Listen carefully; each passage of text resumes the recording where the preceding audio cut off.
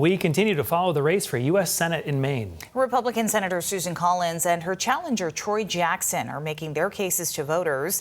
News Center Maine's Christian Harsa has the details from both. Senator Susan Collins was starting her All of Maine bus tour Friday morning in Kittery, and at the same time, an hour away in Westbrook, Troy Jackson was getting to know labor workers. Cheer on the senator as she pulls up in the bus. Senator Collins is hitting the road this weekend. Because what I have always done is represent all of Maine. I don't think she's very good on labor. I mean, I think she bristles whenever you bring it up. I don't think she's good for working class people. Jackson points to the decay of the Maine healthcare system as a prime example. You know, that's not the Maine legislature. I mean, that's the federal government, that's, giving us the shaft, and she's supposed to be the person with the purse strings. Jackson has been in the spotlight in recent days over an assault charge from when he was 19. He says he has learned from that and denies the report that he physically pushed his partner also when he was 19. I knew it was untrue. She obviously has said that it's untrue. Collins didn't comment directly on these reports. It seems to me that vetting is very important.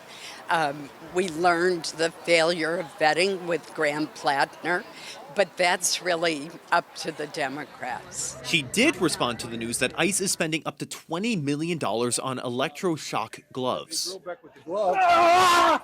Bought with money she voted for. Is that the sort of use that you envision when you pass that bill? It's not. Instead, she says it was to be for extra crowd management training. Jackson isn't convinced that would be enough. Even with the house cleaning, that can ever be an organization that works well. Leaving Kittery Friday morning and heading north, Senator Susan Collins' bus tour ends on Sunday in Madawaska. Christian Harsa, News Center, Maine. Voters in Auburn will have a say on a potential flock camera ban as early as this November. Today, the city clerk says it has certified a petition to get the ban on the ballot. The petition received more than 1,600 signatures.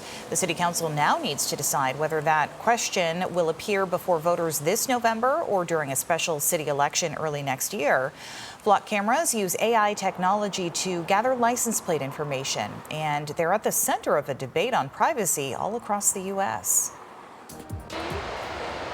We are learning more about the impacts of the Llewellyn-Estes Bridge collapse in Oldtown yesterday, and we're hearing from a worker who was on site when it happened. News Center Maine's Sean Tesler has more from him. He also spoke today with emergency personnel who responded to that collapse. The Maine Department of Transportation is on scene trying to figure out why this bridge collapsed, an incident that has physically and mentally impacted construction workers who were on the bridge Thursday afternoon. It's terrifying. It really was. David Jermusic has worked in construction for 9 years. When the bridge collapsed, Jermusic says he re-aggravated a wrist injury and hurt his lower back. I mean, you don't know what's going to happen. Is the bridge totally going to come over on you? What's going to happen? Everybody is running. He says the bridge over the Stillwater River is the first one he's ever worked on that's being made using fiberglass. I'll never work on a fiberglass bridge ever.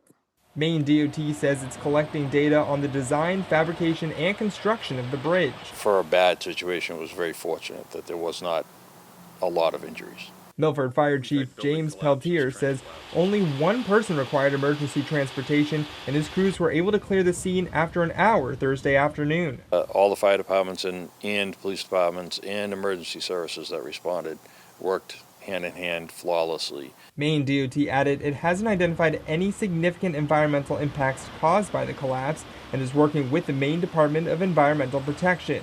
The cause is still unknown, but Jermusic believes it wasn't because of an error by workers. We're skilled at what we do. We know what we do. We do it per plan. It's planned. The Maine DOT says they are working to minimize the impacts on the construction schedule. They did not say how long the delays would be because of the collapse. In Oldtown, Sean Tesler, News Center, Maine.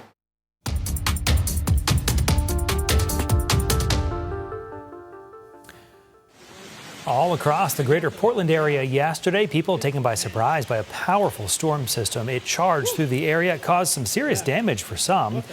Today, cleanup began in earnest in one of the hardest hit areas by this storm, Cape Elizabeth. That's where News Center Maine's Alex Haskell is joining us live tonight with what he's seeing there. Hi, Alex. Hey, Brian. Well, despite those cleanup efforts, plenty of debris remains here in Cape Elizabeth. From where I'm standing, just looking around me, you're just reminded of how intense this storm really was. But what sticks out is how all these neighborhoods, how they were affected by this storm, they're really taking things in stride. I mean, I like it here. I'm staying here as long as I can. 93-year-old Richard Black has called this place home for 58 years. Well, it was kind of wild for about 5 minutes.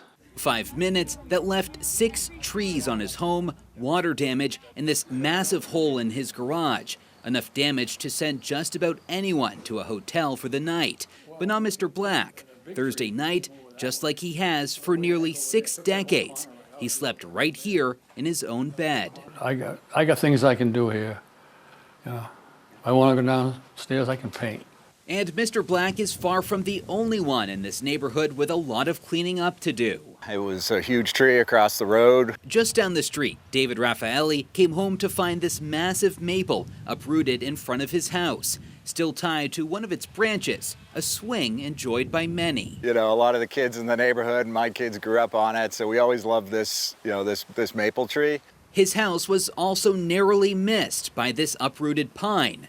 That tree, though, he won't miss quite as much. I wasn't a big fan of the pine tree, so it's a bit of a blessing, but now we have to get it out of here, so. As Raffaelli figures out how to get those trees out of his yard, back down the street, Mr. Black is figuring out how to put his home back together. Oh yeah, all the insulation is all wet, yeah. And if you're wondering whether all of the damage has this 93-year-old rethinking his living arrangements, not a chance. I can handle it myself. Yes, absolutely. No big deal. Now, Mr. Black is feeling pretty lucky. You saw that massive hole in his garage. Well, the tree that caused that hole just narrowly missed his car. It is untouched. So despite all the damage, he says it could have been much worse. In Cape Elizabeth, Alex Haskell, News Center Maine.